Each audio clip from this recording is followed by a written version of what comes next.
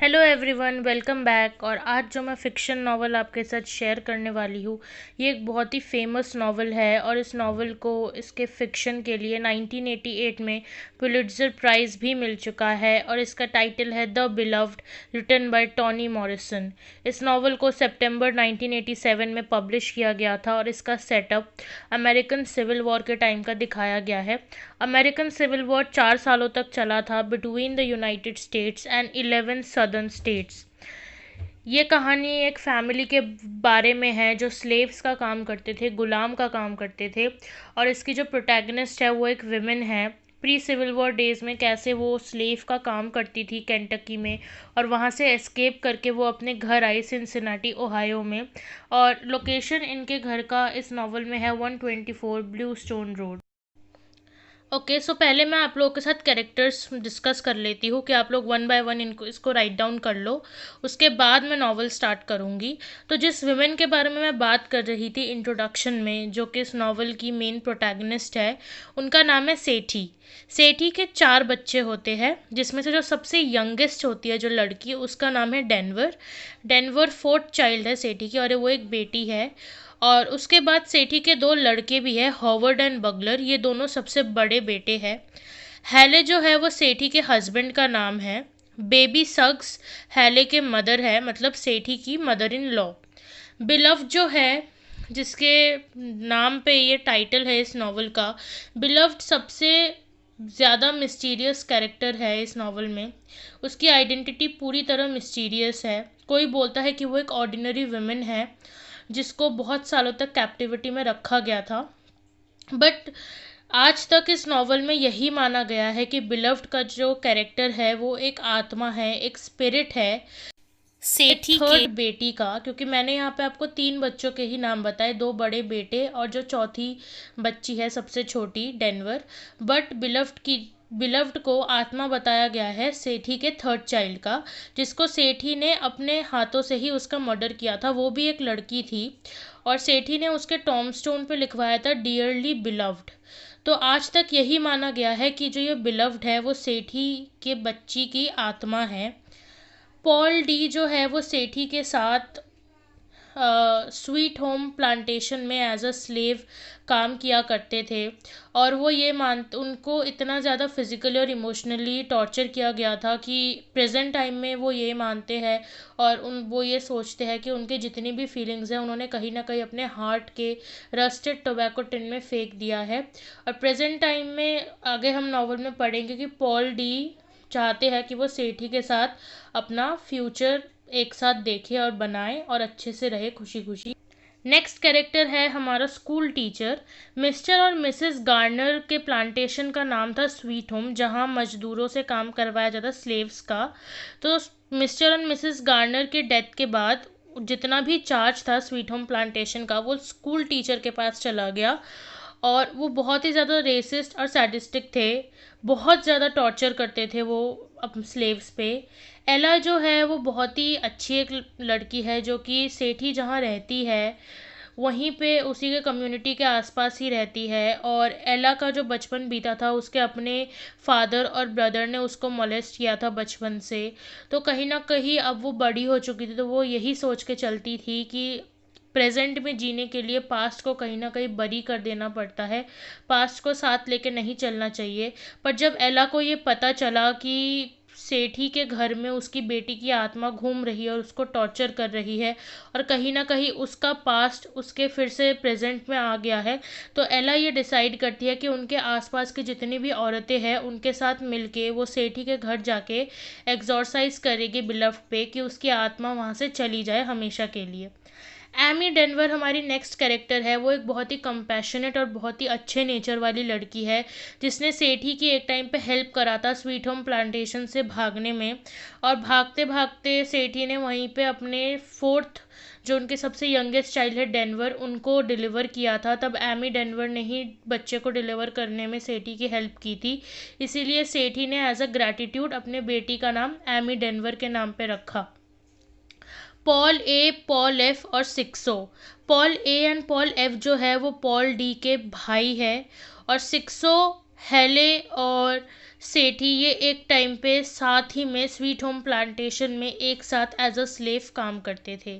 तो अब मैं आपके साथ नॉवल स्टार्ट करती हूँ और आप इस नॉवल के स्टार्टिंग का सेटअप दिखाया गया है 1873 सिनसिनाटी ओहायो में, जहां सेठी रहती है अपने 18 इयर्स की डॉटर के साथ जिसका नाम है डेनवर। डेनवर सेठी की सबसे यंगेस्ट चाइल्ड है और उसके 4 बच्चे होते हैं। 8 साल पहले सेठी की जो मदर इन लॉ है बेबी सक्स, उसकी डेथ हो चुकी होती है। उनके डेथ से कुछ टाइम पहले सेठी के दोनों बड़े बेटे हॉवर्ड और बगलर घर छोड़ के भाग चुके होते हैं जब वो 13 इयर्स के थे।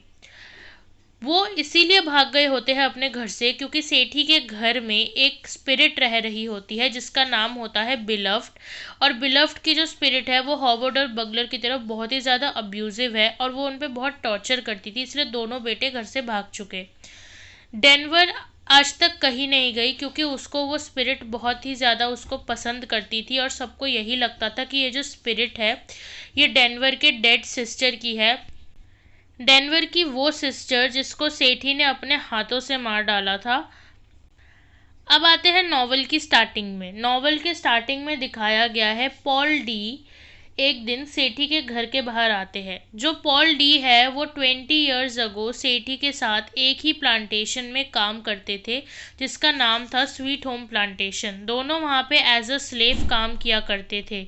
जिस दिन पॉल डी सेठी के घर के बाहर आया, सेठी ने जब पॉल डी को देखा तो उसके दिमाग में 20 साल पहले 20 इयर्स अगो की जितनी भी यादें थी कि उनको कितना ज़्यादा टॉर्चर हुआ था और कितनी ब्रूटैलिटी हुई थी उनके साथ, कितना कुछ बुरा हुआ था उनके साथ, वो सारे पुरानी यादें जो कहीं दबी पड़ी थी वो सारे सेठी के दिमाग में ताज़ा हो गई।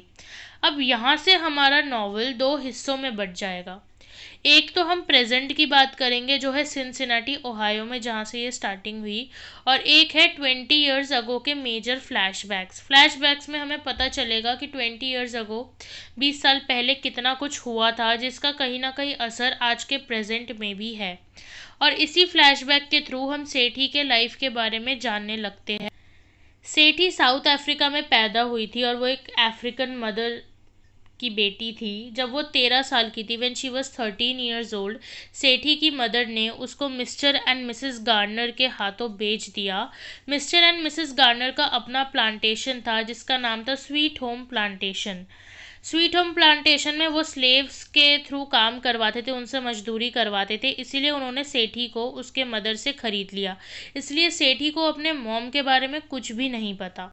सेठी के साथ उस प्लांटेशन में कुछ और लड़के भी काम करते थे जिनका नाम था हेले, पॉल डी, पॉल ए, पॉल एफ और सिक्सो।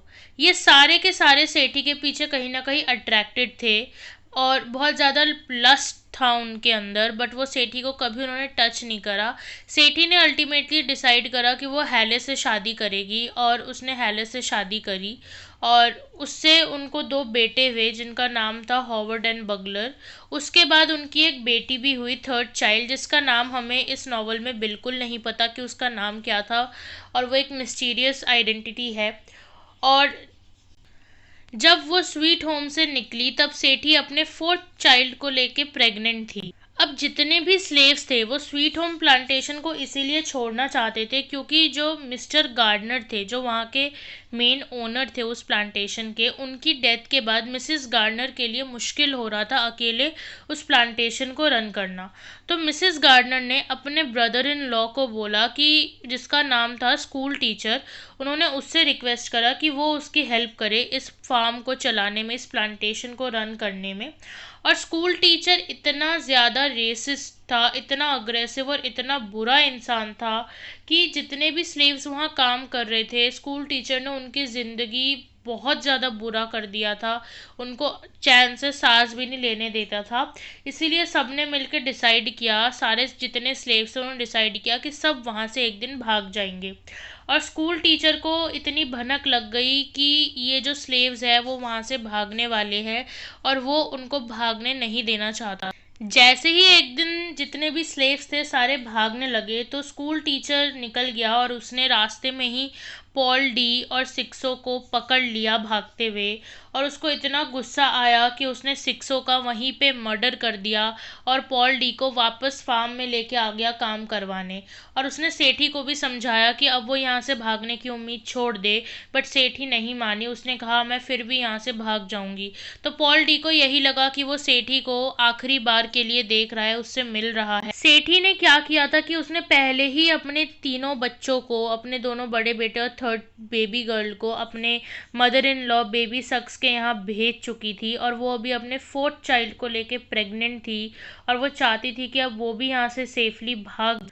सेठी ने भागने की कोशिश करी तो जो स्कूल टीचर के जो नेफ्यूज़ थे जो उसकी हेल्प कर रहे थे स्लेव्स को पकड़ने में, जो भाग रहे थे, तो उसके नेफ्यूज़ ने जाके सेठी को एक जंगल में जाके पकड़ लिया और उसको वापस ले आए। और उसको इतना ज़्यादा टॉर्चर करा और उसको सेठी को इतना मोलेस्ट करा कि जब वो प्रेग्नेंट थी उसके बॉडी जितना भी उसका मिल्क उसके ब्रेस्ट में स्टोर कर रही थी, उन्होंने उसका सारा मिल्क निकाल लिया और उसको इतना टॉर्चर करा कि वो हॉरिफाइंग सीन देखकर सेठी के जो हस्बैंड थे हैले, वो उसके ऊपर एक कैबिन में बैठे हुए थे। वहाँ से उन्होंने देखा कि उसके वाइफ के साथ कितना टॉर्चर हो रहा है, उसको कितना ज़्यादा मोलेस्ट किया जा रहा है। ये देख के सेठी के हस्बैंड पूरी तरह पागल हो गया और उसके बाद वो कहाँ गायब हो गया सेठी का हस्बैंड, वो किसी को पता नहीं चला। इस सब की शिकायत सेठी ने क्या करा था कि मिसेस गार्नर को सारा कंप्लेंट उसने कर दिया कि स्कूल टीचर ने कितना टॉर्चर करा है सबके साथ, उसको कितना ज़्यादा मोलेस्ट करा है उसके नेफ्यूज़ ने और टॉर्चर करा है। और जब स्कूल टीचर को पता चला कि सेठी ने उसकी कंप्लेंट करी है मिसेस गार्नर से, तो उसको इतना गुस्सा आया कि उसने एक विप से सेठी को इतना मारा कि जब तक उसके बॉडी में एक एक पार्ट में निशान नहीं पड़ गए विप के वजह से।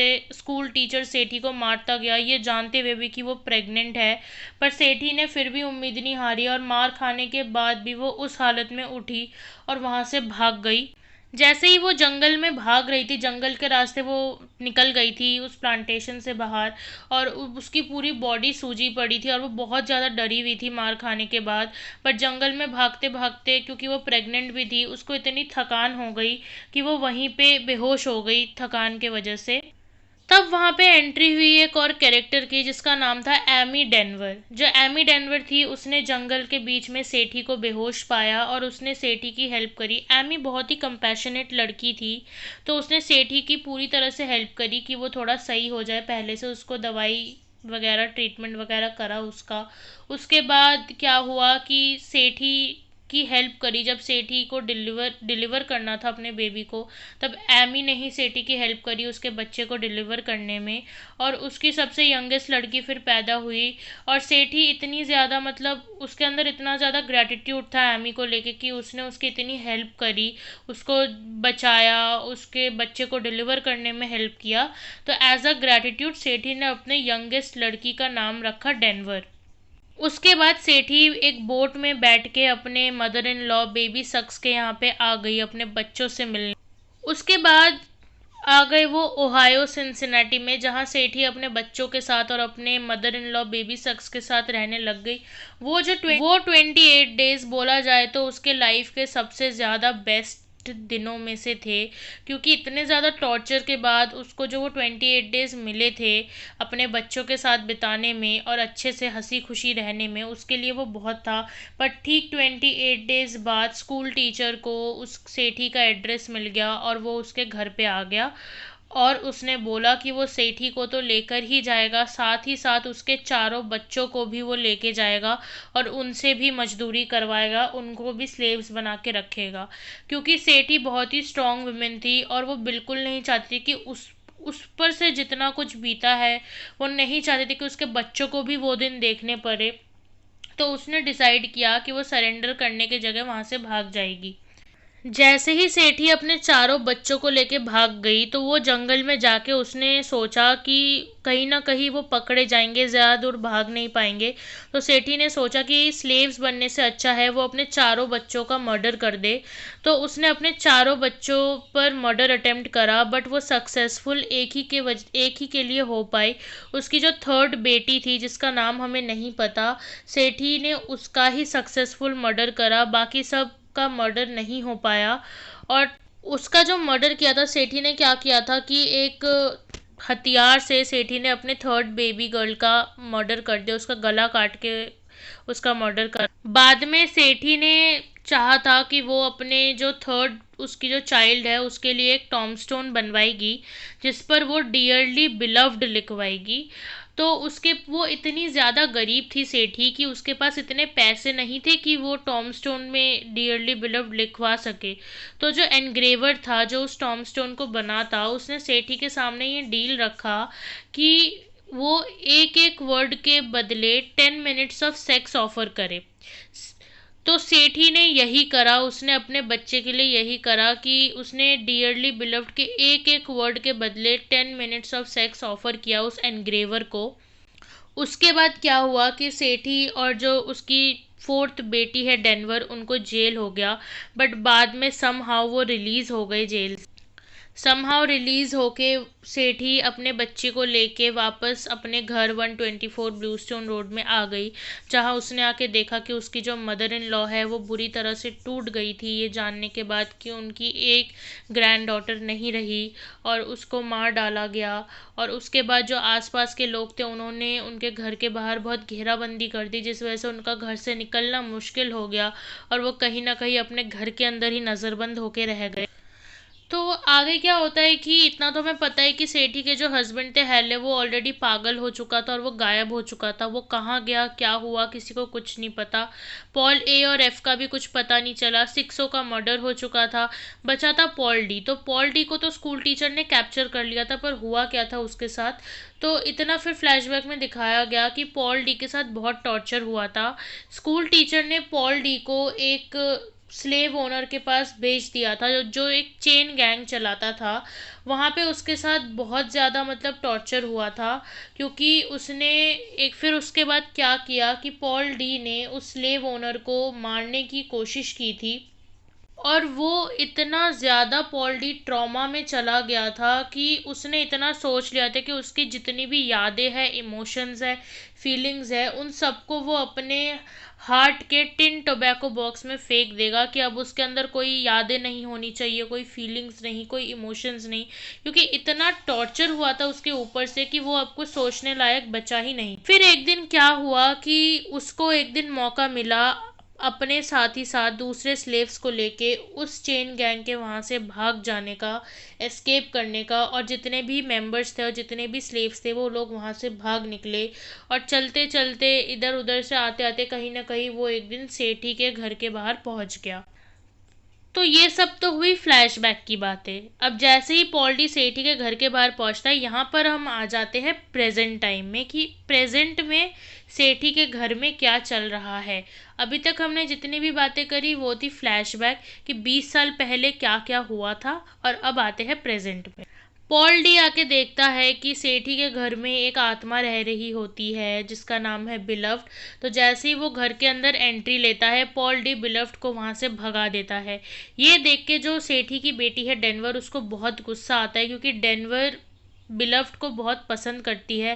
और जब वो देखती है कि पॉल डी बिलव्ड को वहाँ से भगा रहा है, तो उसी टाइम से डेनवर के दिल में एक नफरत हो जाती है पॉल डी के लिए। उसके बाद सेठी आके पॉल डी से मिलती है और वो दोनों डिसाइड करते हैं कि आगे जो जो भी लाइफ है वो दोनों एक साथ स्पेंड करेंगे एक दूसरे के होकर। आसपास जितने भी नेबर्स थे सबको पता था कि सेठी के घर में जो बिलव्ड रहती है वो है सेठी के थर्ड चाइल्ड का स्पिरिट, जिसको सेठी ने खुद अपने हाथों से मार दिया था। जब पॉल डी को पता चलता है कि सेठी को कितना कुछ से गुजरना पड़ा था और सेठी ने कैसे ही अपने ही बच्ची को अपने हाथों से मार दिया था और कैसे उसकी आत्मा वहाँ रह रही थी, ये सब सुनने के बाद पॉल डी वहाँ से चला जाता है सेठी के घर से और वो एक चर्च में रहने लगता है। चर्च में जाने से पहले जब वो सेठी से मिलता है तो थोड़े दिन वो सेठी के घर में रहता है, और उस टाइम जो बिलव्ड की आत्मा होती है वो पॉल डी को बिल्कुल पसंद नहीं करती, और बिलव्ड की आत्मा पॉल डी को अपने वश में करके, अपने कंट्रोल में करके उसे पूरे घर में चक्कर लगवाती है। और ये सब टॉलरेट करने के बाद पॉल डी यही डिसाइड करते हैं कि यहाँ से चले जाना ही सही है। पॉल डी के जाने के बाद बिलव्ड की जो आत्मा है वो बहुत ही ज़्यादा अब्यूजिव हो जाती है, बहुत टॉर्चर करने लगती है। वो सेठी पे बहुत टॉर्चर करने लगती है और वो सेठी के सामने अलग अलग डिमांड करने लगती है। तो सेठी हमेशा यही चाहती है, वो बहुत ज़्यादा ऑब्सेस्ड हो जाती है कि वो बिलव्ड की एक एक बात मानेगी, जिससे कि बिलव्ड को समझ आए कि उसने क्यों उसका मर्डर किया था, क्या मजबूरी आ गई थी कि उसने अपनी ही बेटी का मर्डर किया था। ये सब देखने के बाद सेठी की जो फोर्थ बेटी है, यंगेस्ट चाइल्ड डेनवर, इतनी परेशान हो जाती है कि वो इतने सालों में 18 साल बाद वो खुद उस घर को छोड़ के निकल जाती है कि दूसरों से हेल्प मांगा जाए, और वो बाहर जाके अपने टीचर से हेल्प मांगती है कि प्लीज़ आप मेरी हेल्प कीजिए। तो तब वहाँ उनके नेबर्स डिसाइड करते हैं, आसपास के लोग, कि उनको खाना पानी दे के उनकी हेल्प करेंगे। और एक कैरेक्टर की एंट्री होती है एला। एला के साथ उनको इंट्रोड्यूस करवाते हैं कि जो एला है वो सेठी के घर में जाके बिलव्ड को एक्सॉर्साइज करेगी, उसकी आत्मा को वहाँ से भगाएगी। अब जो एला है ये भी एक इंटरेस्टिंग कैरेक्टर है। एला का बचपन बहुत ही बुरा बीता था, जहाँ उसके फादर और ब्रदर ने उसको मोलेस्ट किया करते थे। तो जब वो बड़ी हुई उसको धीरे धीरे इतना ये समझ आया कि प्रेजेंट में जीने के लिए पास्ट को कहीं ना कहीं दबाना पड़ता है, पास्ट को लेके आप साथ में लेकर नहीं चल सकते। तो जब एला को सेठी के बारे में पता चला कि सेठी ने 20 साल पहले वो कितना कुछ मतलब उसके साथ हुआ है, और आज फिर से बिलव्ड की आत्मा उसको वही चीज़ें फिर से याद दिला रही है, उसको एज अ स्लेव रख रही है, उस पे डिमांड्स चला रही है, उसको ऑर्डर कर रही है, उसको अब्यूज़ कर रही है। तो एला डिसाइड करती है कि वो उनके घर पे जाके एक्सॉर्साइज करेगी और बिलव्ड की आत्मा को वहाँ से हमेशा के लिए भगा देगी।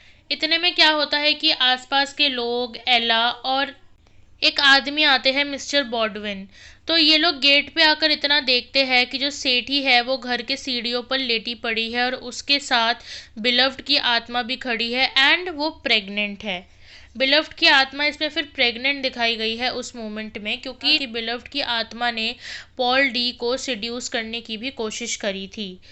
तो जब एला ये सब देखती है कि ये हालत है, उसके बाद सेठी ऊपर उठ के खड़ी होकर देखती है, गेट में मिस्टर बॉडविन भी खड़े हैं।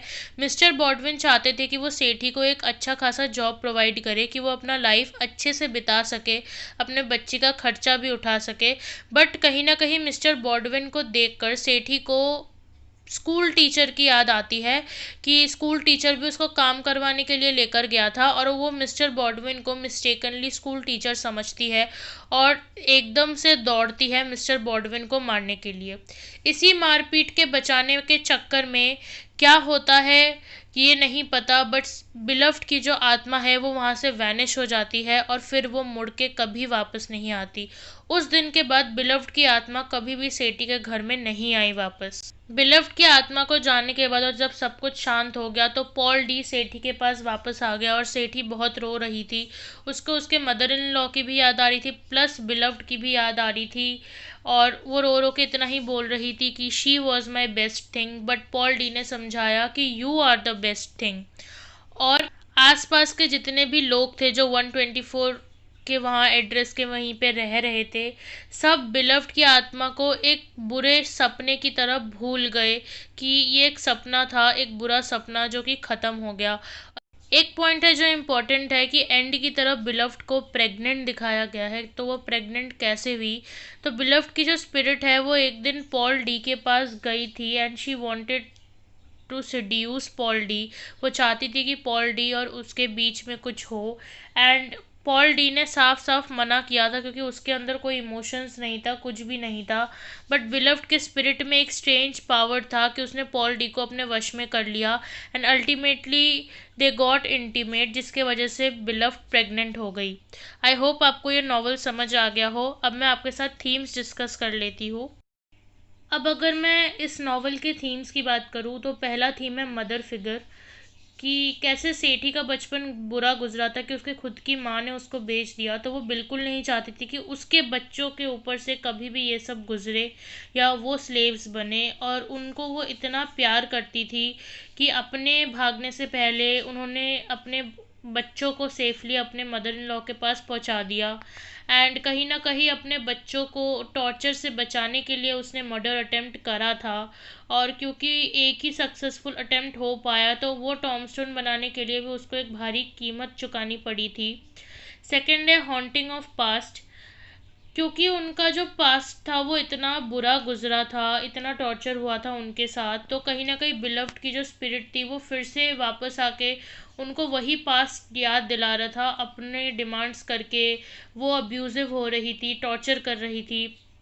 तो कहीं ना कहीं सेठी अपने घर में रहकर भी 20 साल पहले का जो भी उसके पास हुआ था वो सोचकर भी उनको डर जाती थी, और अब वो फिर से उन चीज़ों को सफ़र करने लग गई है। Third is sexuality and power. Sexuality इसलिए क्योंकि यहाँ पे कुछ ऐसे मोमेंट्स हुए थे जब सेठी और हैले वहाँ पे प्लांटेशन में काम करते थे, वहाँ पे वो लोग सेक्सुअली इंटीमेट हुए थे, जिस वजह से उन्होंने शादी करी, क्योंकि सेठी को प्यार हो गया था हैले से। पावर की बात इसीलिए करें सेक्सुअलिटी में क्योंकि जब सेठी को प्रेग्नेंट हालत में स्कूल टीचर के नेफ्यूज़ में ने पकड़ा था, तो उस टाइम सेठी को उन दोनों ने मोलेस्ट किया था बुरी तरह। उसके बाद जब पॉल डी सेठी के पास वापस आया, तो वहाँ पर भी पॉल डी चाहता था कि वो सेठी के साथ लव करे। एंड उसके बाद बिलफ्ट को ये चीज़ बिल्कुल पसंद नहीं आई, तो बिलफ्ट चाहती थी पॉल डी के साथ इंटीमेट होना। और पॉल डी ने जब मना करा, तो बिलफ्ट ने अपने स्ट्रेंज पावर्स यूज़ किए और पॉल डी को पूरी तरीके से अपनी तरफ अट्रैक्ट कर लिया, और वो दोनों इंटीमेट हुए।